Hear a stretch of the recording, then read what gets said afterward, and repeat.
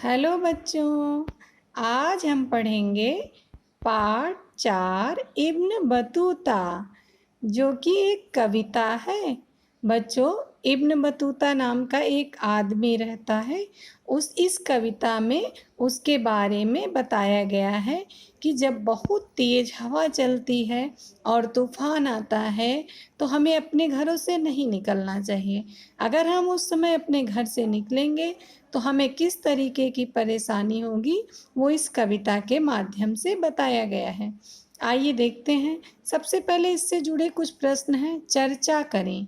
जब तेज हवा के साथ बारिश भी आती है तो क्या होता है?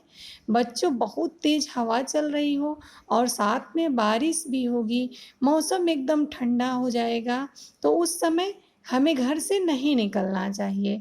अगर हम उस समय घर से निकलेंगे तो हमें बहुत सी परेशानियां हो सकती हैं। तेज आंधी और तूफान में हमें अपने घर में ही रहना चाहिए। अगर हम कहीं रास्ते में भी हैं तो हमें रुक जाना चाहिए। आगे देखिए, आंधी में अगर बाहर जाएं तो क्या होगा?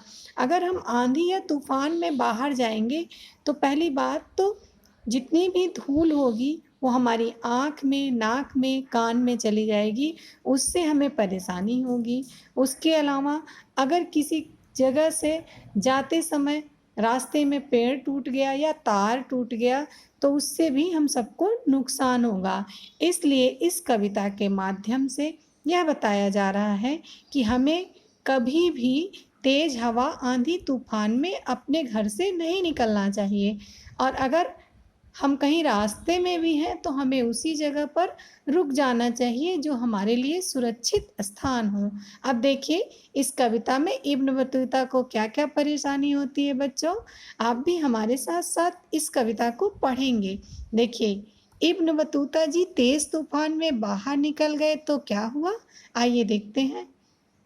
इब्न बतूता पहन के जूता निकल पड़े तूफान में, थोड़ी हवा नाक में घुस गई, थोड़ी घुस गई कान में।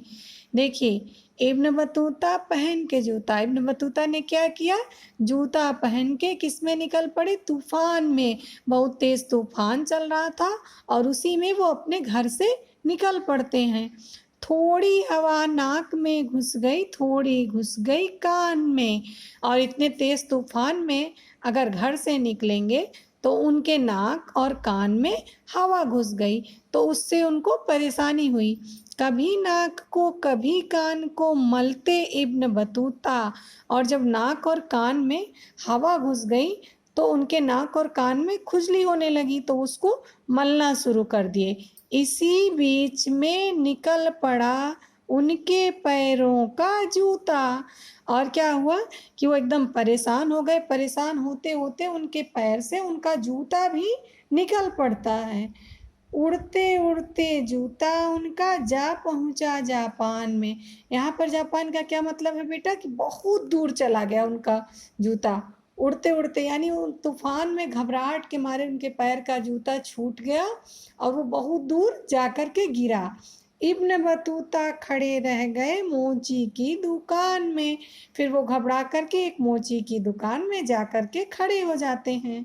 बच्चों, इस कविता का यह संदेश है कि हमें कभी भी तेज हवा, तूफान या आंधी में घर से नहीं निकलना चाहिए। इस कविता को किसने लिखा है बच्चों?